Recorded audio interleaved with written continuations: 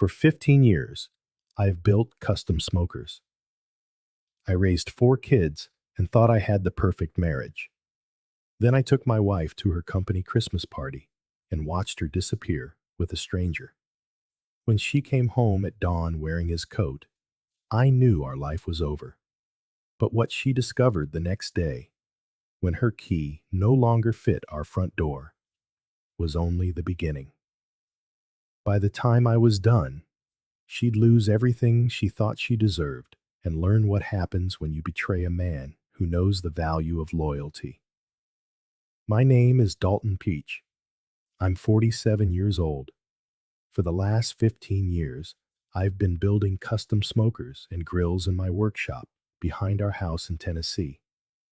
It's honest work, the kind that leaves your hands dirty and your bank account comfortable enough to raise 4 kids and keep a wife happy. Or so I thought. The night it all went wrong started innocently enough. Claudia had been invited to her marketing firm's annual Christmas party, and for some reason, she was adamant I go with her. Usually, she'd make excuses about how I wouldn't have fun, how it was just work people talking about work. But this year, she insisted. You should meet my colleagues, Claudia had said, adjusting her emerald green dress in the mirror, especially the new accounts director. He has some interesting ideas about expanding into outdoor lifestyle marketing. I should have paid more attention to the way her voice shifted when she mentioned him. Should have noticed how she'd bought a new dress without a word, how she spent an extra hour on her makeup. But my mind was on a custom smoker order I just landed from a barbecue chain in Nashville, not on reading between the lines of my wife's sudden enthusiasm.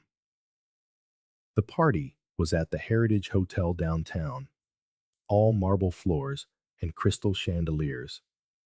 I felt out of place in my best suit, watching Claudia glide through conversations like she was born for it. She introduced me to her boss and a few coworkers, but there was an energy about her that felt different, electric, restless. That's when I saw him, Reed Althorne. He looked like he'd stepped out of a cologne ad. Expensive suit, perfect hair, and the kind of confident smile that made you wonder what he was really thinking. When Claudia introduced us, he shook my hand with the grip of a man who'd never done a day of real labor in his life. So, you're the famous barbecue king, Reed said, his voice smooth as aged whiskey. Claudia talks about your work all the time. She did? That was news to me. Claudia rarely showed interest in my business beyond asking when the next big check was coming in. I watched them during the cocktail hour. Nothing obvious, nothing I could put my finger on. Just the way she laughed, a little too hard at his jokes. The way she leaned in when he spoke. The way her hand lingered on his arm when she made a point. Around 9, I went to find her to suggest we head home. The twins had early soccer practice, and Caleb was texting me for help with his college essays. But when I scanned the ballroom, Claudia was nowhere to be seen. I checked the restroom area, the bar, even stepped outside to see if she'd gone for air. Nothing. Then I saw Reed's empty chair at his table, his suit jacket still slung over the back as if he'd left in a hurry. My chest tightened. I did another sweep of the place, but methodically this time. The coat check attendant said she hadn't seen my wife. The valet confirmed Reed Althorne had left 20 minutes ago in his car, with a woman matching Claudia's description. I'd brought my wife to a party, and she'd left with another man. I drove home in silence, my hands gripping the steering wheel so tight my knuckles turned white. Every red light gave me time to think, to replay the night, to connect the dots. All the signs I'd been too blind, too trusting to see. I didn't sleep that night. I couldn't. I sat in my workshop, surrounded by half-finished smokers and the smell of cold metal, trying to process what I'd witnessed. Every rational part of my brain kept making excuses. Maybe they'd gone to discuss business. Maybe she'd felt sick, and he offered her a ride home. Maybe I was being paranoid, but my gut knew better. Around 4 in the morning, I heard a car pull into our driveway. I watched from the workshop window as the headlights swept across our front lawn, then vanished. A few minutes later, I heard the front door close softly. Claudia was trying to sneak in like a teenager breaking curfew. I gave her an hour to settle in, then went inside. She was in the kitchen, making coffee, as if nothing had happened, still wearing that green dress. But something was different. Her hair was a mess, her makeup was smudged, and she was wearing a man's suit jacket I'd never seen before. "Where did you go?" I asked, keeping my voice level. Claudia didn't even look up from the coffee maker. "Reed offered to show me some portfolio examples of his past campaigns," she said, her tone as casual as a Sunday morning. "We went to his office to look over some materials." "Until 4 in the morning?" Now she looked at me, and I saw something in her eyes I'd never seen before. Not guilt, not shame. Calculation. "We lost track of time, Dalton," she said. "You know how it is when you're passionate about a project. We were brainstorming potential opportunities for your business. In fact, Reed thinks there's real potential in the outdoor cooking market." The jacket, hanging loose on her shoulders, told a different story. So did the way she couldn't meet my eyes when she said his name. "Whose jacket is that?" I asked. She looked down as if she'd forgotten she was wearing it. "Oh, this?" she said. "It got chilly in his office. He lent it to me. And you forgot to give it back." Claudia shrugged, finally turning to face me fully. That's when I saw it. A small mark on her neck, just below her collar, not quite hidden by her hair. "I'll return it next week," she said. "Dalton, you're acting strange. Nothing happened, except a business discussion that ran late." She was lying. We both knew it. But to see her stand there, bold as brass, wearing another man's jacket and expecting me to swallow her story whole, I realized something had broken between us. Maybe it had been breaking for months, and I'd just been too busy building smokers to notice. "I'm going to take a shower," Claudia announced, brushing past me toward the stairs. "The twins will be up for soccer practice soon." She was right about that. In a couple of hours, the twins would be thundering down the stairs, expecting breakfast and clean uniforms. Eve would need a ride to her weekend job at the bookstore. Caleb would want help with his essay. Caleb asked, examining the new brass hardware on the front door. "Security upgrade," I said simply. He gave me a look that said he knew there was more to the story, but he didn't press. Caleb inherited my tendency to think before he speaks, to watch and listen before jumping to conclusions. The twins came home 20 minutes later, chattering about their soccer practice. They barely noticed the locks, too busy arguing about who'd scored the better goal. Eve rolled in just before 6, tired from her shift at the bookstore, and more interested in her homework than in examining door hardware. Claudia returned at 6:30, her yoga mat slung over her shoulder in that post-workout glow that used to make my heart race. Now, it just reminded me of how she'd look coming home at dawn, flushed and disheveled from someone else's bed. I was sitting on the front porch when she pulled into the drive, cleaning one of my welding tools, and waiting.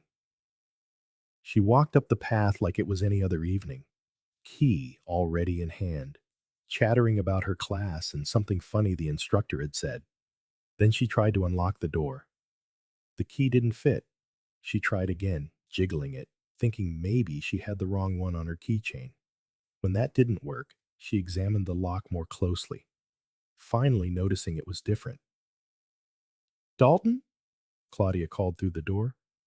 Why won't my key work? I put down my welding tool and walked to the door, opening it slowly. She stood there on her own doorstep, key still in hand, wearing the same confused expression she'd probably practiced in the mirror. I changed the locks, I said calmly. Why would you change the locks? Without telling me.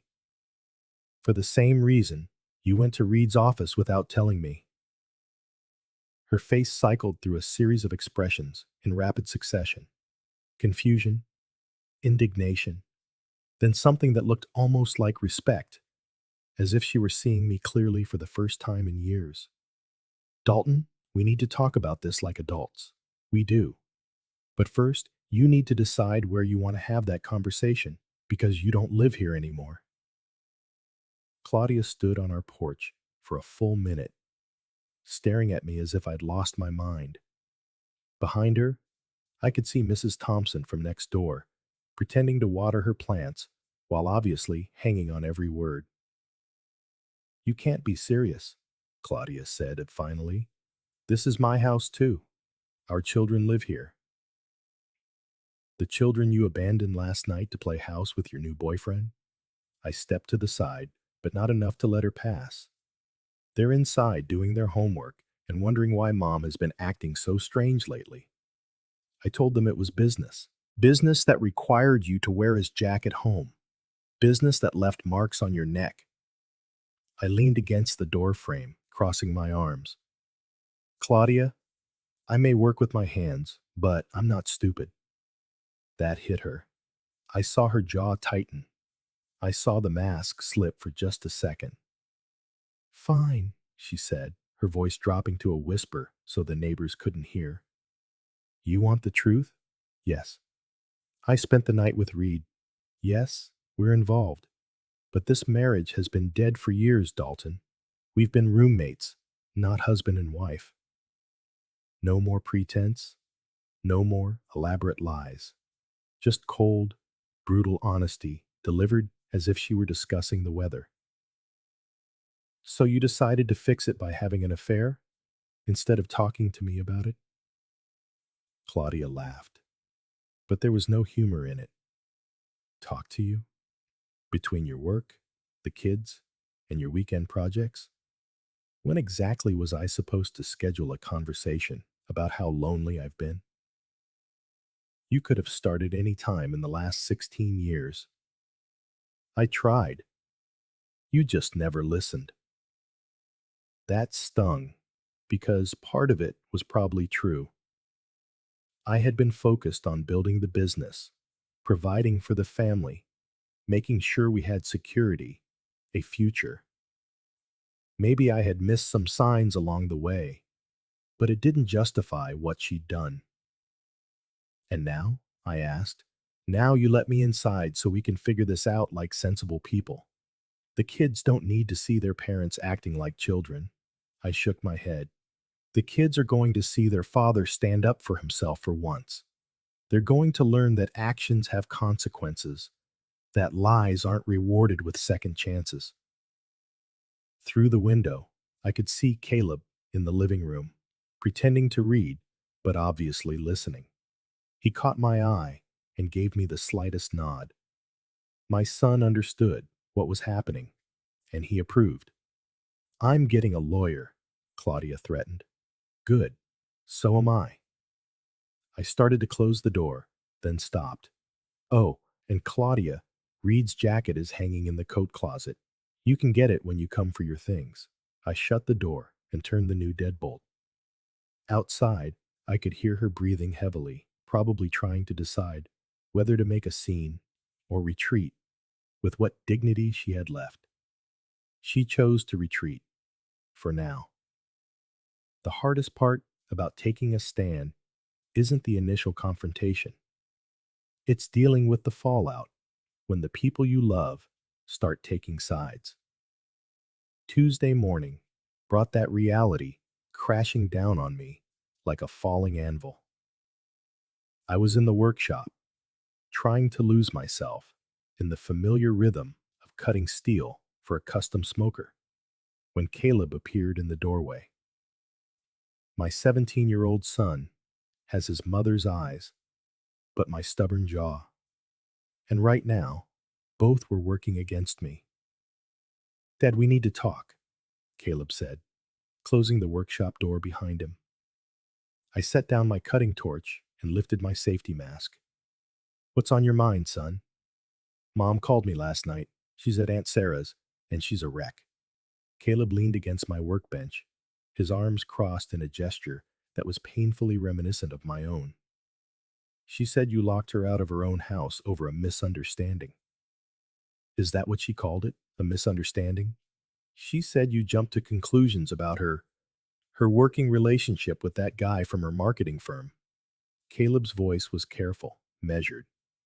Dad, I know you and Mom have been having issues lately. Eve and I aren't blind, but kicking her out seems kind of extreme. I studied my son's face, searching for Claudia's influence in his words, but I also recognized the genuine concern there.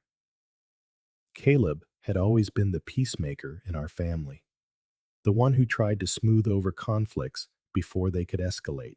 Son, I began, what would you do if you took your girlfriend to a party, she left with another man, then came home wearing his jacket? Caleb's expression shifted. Is that what happened? That's exactly what happened. And when I confronted your mother about it, she admitted she was having an affair with Althorne. The color drained from Caleb's face. He was quiet for a long moment, processing the information with the same methodical focus he applied to his calculus homework. She actually admitted it? He finally asked. She said our marriage had been dead for years, and that she was lonely. I picked up a piece of scrap metal, turning it over and over in my hands. Maybe she was right about some things. Maybe I focused too much on work and missed some of the warning signs. But that doesn't justify what she did. Caleb nodded slowly. What about Eve and the twins? They don't know yet, do they? Your sister thinks I'm being irrational. She spent all morning texting me, demanding I apologize to your mother. The twins, I said, meeting Caleb's eyes. They just don't understand why their mom isn't here. And I don't know how to explain this to a couple of 12-year-olds. Dad, there's something you should know. Caleb hesitated, then pushed forward. I saw Mom with that guy about 2 weeks ago, at the coffee shop downtown.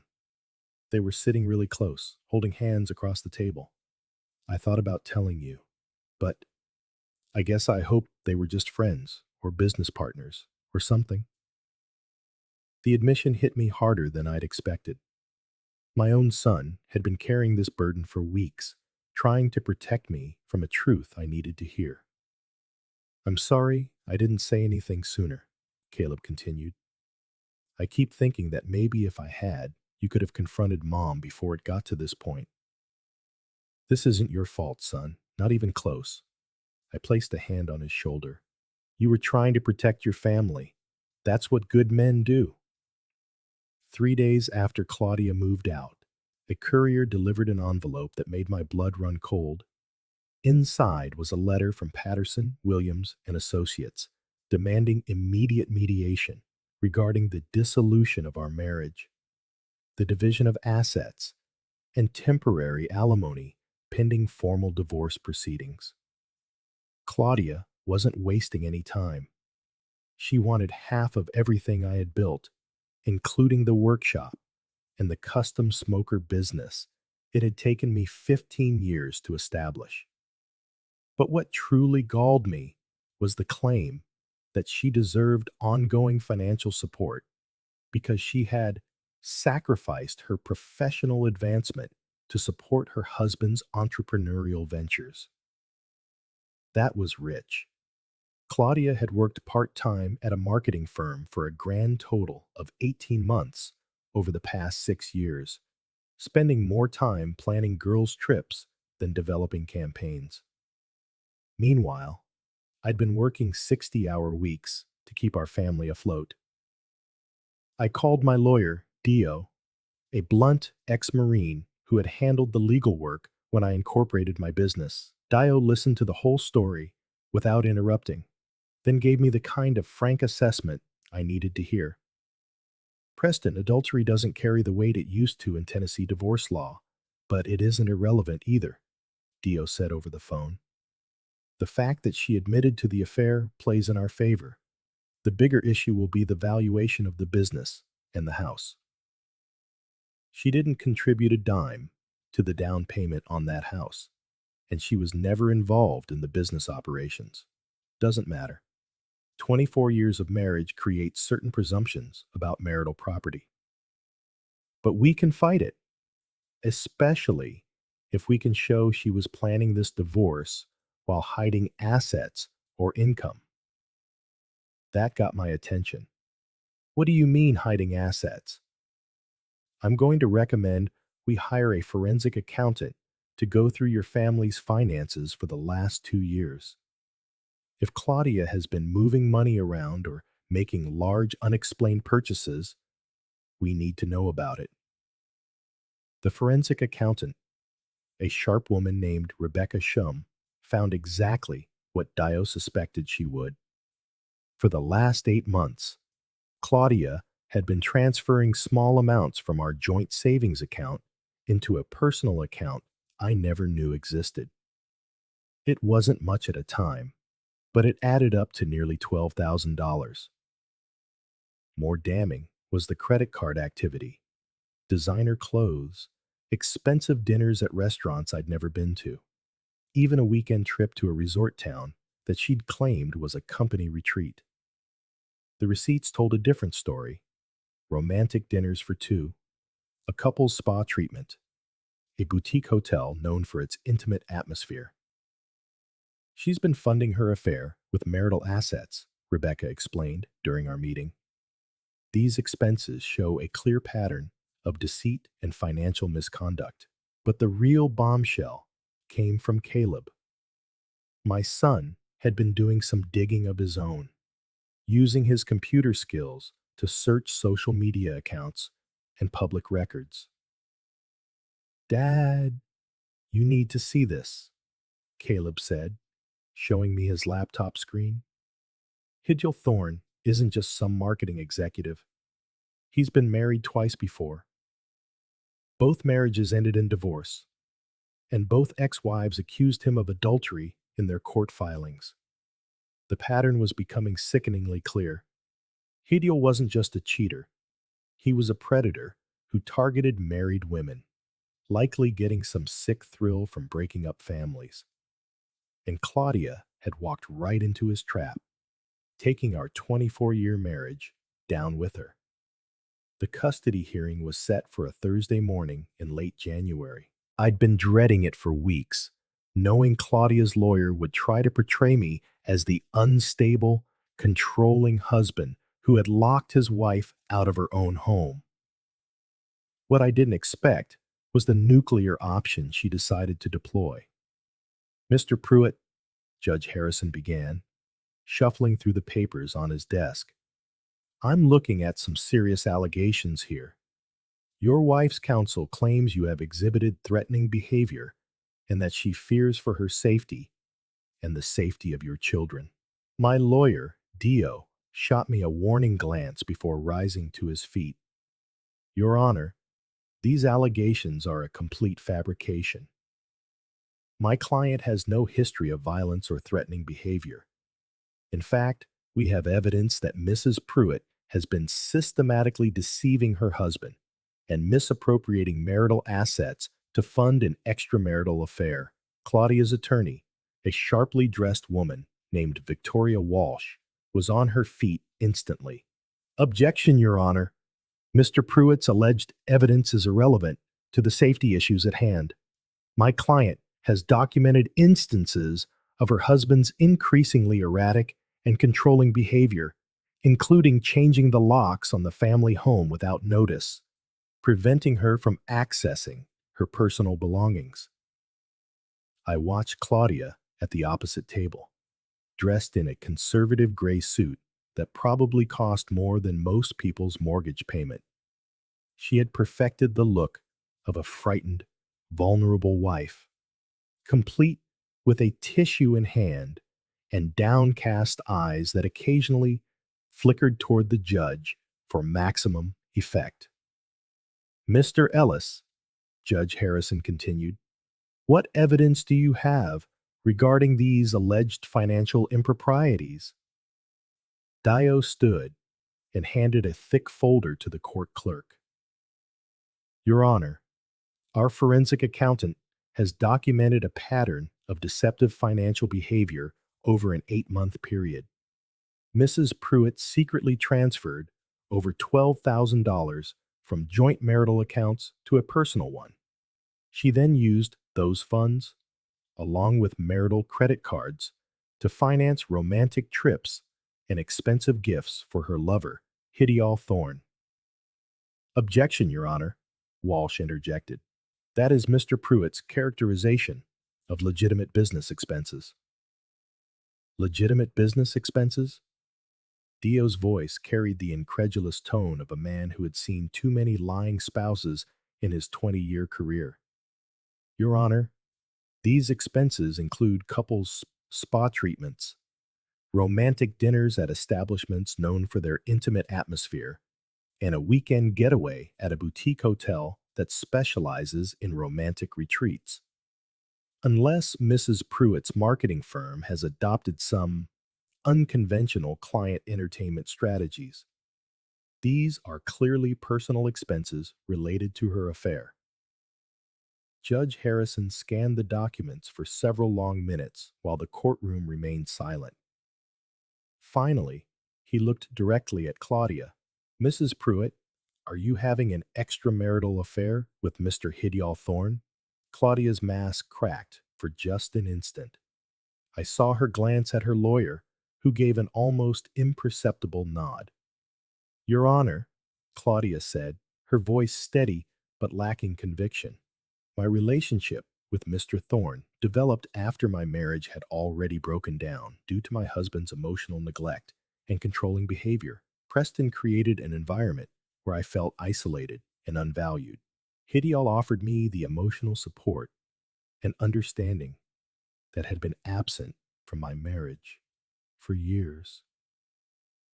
That doesn't answer my question, Mrs. Pruitt.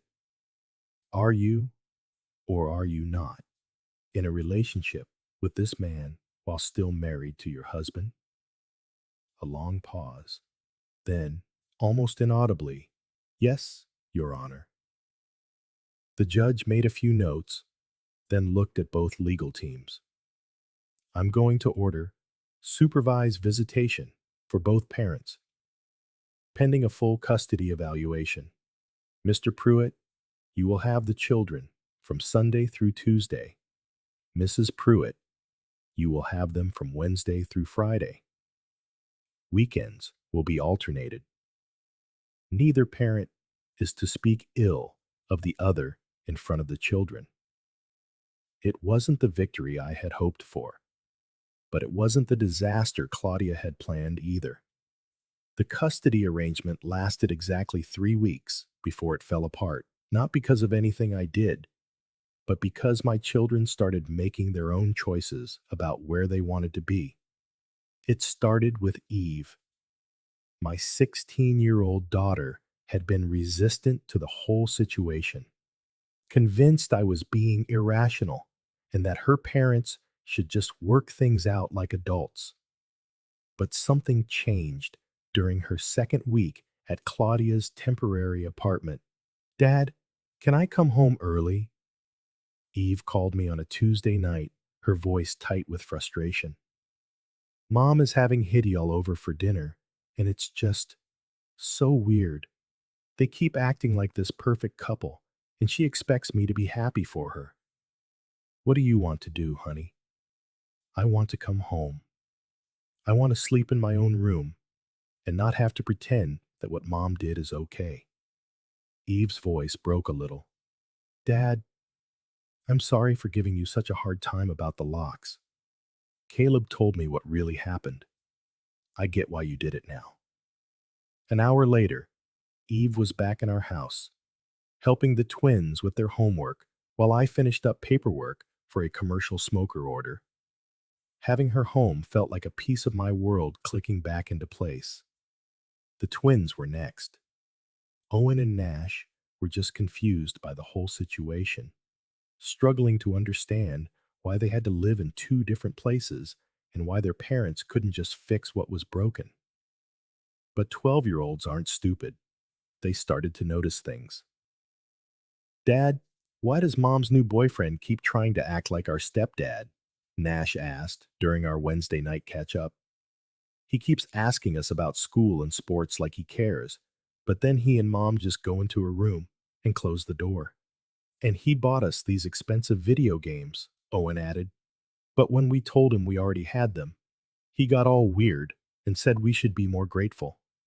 Althorne was trying to buy my son's affection, likely at Claudia's suggestion. It was a classic move from the homewrecker's playbook, but it backfired because my kids weren't impressed by flashy gifts from a man who was sleeping with their mother. Boys, you don't have to pretend to like him, I said carefully, mindful of the judge's order not to speak negatively about their mom. And you don't owe anyone gratitude for gifts you didn't want or need. By Friday, both twins had asked to come home early too. They missed their own beds, their video game consoles, and the comfortable routine we'd established. More importantly, they were uncomfortable around Hidial, who kept trying too hard to win them over, while obviously resenting the time he had to spend being fake nice to another man's kids. Only Caleb stuck to the custody schedule, but that was because he was using his time at Claudia's apartment strategically. My 17-year-old son had become our family's information gatherer, documenting the behavior of his mother and her new partner. The arrangement that was supposed to provide stability for my children was instead showing them exactly who their mother had become and what she valued most. And it wasn't them. Althorne's exit from Claudia's life was as calculated and cowardly as everything else about him. It started with missed dinners and unreturned calls, then escalated to a breakup by text that would have embarrassed a teenager. Caleb showed me the message he'd seen on Claudia's phone. This situation has gotten too complicated for me to deal with right now. I need to focus on my career, and I can't deal with the drama surrounding your divorce. Take care. 24 hours. That's all it took for Hidge to go from promising Claudia a future together to treating her like a burden he needed to shed. My wife had thrown away 24 years of marriage for a man who couldn't even be bothered to break up with her in person. The fallout was swift and brutal. Claudia's temporary apartment became a fortress of used tissues and empty wine bottles. According to Eve, who had reluctantly agreed to spend a night checking on her mother, Claudia was barely functional. Dad, she's a wreck, Eve reported. She just keeps saying she made the biggest mistake of her life, that she doesn't understand how it all went so wrong so fast. But I was done being Claudia's safety net. When she called me, crying, begging for another chance, I listened politely. Then, I gave her the same answer I'd been giving her for weeks. Claudia, you made your choice. You chose him over our marriage, over our family, over the life we built together. The fact that he turned out to be exactly who I thought he was doesn't erase what you did. But Preston, if you knew what kind of man he was, why didn't you warn me? The audacity of that question stole my breath. Would you have listened to me? You were so convinced I was the problem in your life that you ignored every red flag, every warning sign, every piece of evidence that Hidge was just using you. The legal proceedings moved forward with mechanical efficiency. My lawyer had built an airtight case documenting Claudia's affair, her financial deception, and her false accusations. The custody evaluation favored me heavily, noting that all four of our children had expressed a clear preference to live with their father full time. The final divorce hearing was almost anticlimactic. Claudia sat at the respondent's table, looking like a ghost of her former self, while her attorney went through the motions of representing a client who had lost before the proceedings even began. Mrs. Puit, Judge Harrison asked during the final testimony, "Do you have anything you'd like to say before I render my decision?" Claudia rose slowly, her hands trembling slightly. For a moment, I thought she might actually apologize, might show some genuine remorse for the destruction she had caused. Instead, she said, "Your Honor, I just want what's fair. I made some mistakes, but I was married to Preston for 24 years. That has to count for something." Even now, after everything, she couldn't take full responsibility for her actions. In her own mind, she was still the victim, still deserving of consideration and compensation for her suffering. Judge Harrison awarded me full custody of our four children, the house, and the business. Claudia received a modest cash settlement and limited supervised visitation rights. No alimony, no claim to the workshop or equipment, no ongoing financial support. Justice was served, cold and precise, just the way I preferred. 6 months, 6 months after the divorce was finalized, life had settled into a rhythm that felt surprisingly normal. The kids were thriving, my business was growing, and the house felt like a home again, not a battlefield. Caleb was accepted into Tennessee Tech with a full scholarship for mechanical engineering. Eve was excelling in her junior year and had started helping me with the business side of the smoker company. The twins had joined the middle school wrestling team, channeling their energy into something productive. Most importantly, my children learned hard lessons about integrity, consequences, and standing up for what's right. They saw their father refuse to be disrespected, and their mother face the results of her choices. Claudia had moved to Nashville, where she'd found work at a smaller marketing firm for a fraction of her previous salary. She sent occasional texts about missing the kids, but made little effort to maintain a consistent relationship with them. The supervised visits dwindled to monthly phone calls, which grew shorter each time. Reed Althorne had vanished completely, supposedly taking a job in Atlanta and leaving no forwarding information. I heard through mutual acquaintances that he had already rebooted his familiar pattern with a new target, a divorced executive who thought she'd found her soulmate. My business had expanded beyond anything I had imagined possible. The publicity from the divorce, ironically, had drawn attention to my custom smokers. Several restaurants and barbecue chains placed large orders, and I had to hire 2 part-time employees just to keep up with production. "Dad, you seem different," Eve observed one evening as we worked on invoices in the workshop. "Happier? Maybe. More relaxed." She was right. For the first time in years, I felt like I was living my own life instead of managing someone else's emotional chaos. I woke up every morning knowing I could trust the people in my home, knowing my priorities were aligned with my actions. Sometimes losing the wrong person puts everything in the right perspective, I said. The home renovations were nearly complete. I'd remodeled the master bedroom, updated the kitchen, and added a screened-in porch where the kids and I spent our evenings talking about their days. Each change erased another trace of the woman who had tried to tear our family apart. Dr. Vera Blackwood, who turned out to be a true friend rather than just Claudia's enabler, helped me understand the psychology behind what had happened. Claudia hadn't just cheated, she had systematically rewritten our marriage history to justify her actions. Some people can't accept responsibility for their choices, Dr. Blackwood explained. They need to believe they are the victims, even when they're clearly the aggressors. It's easier than facing the truth about themselves.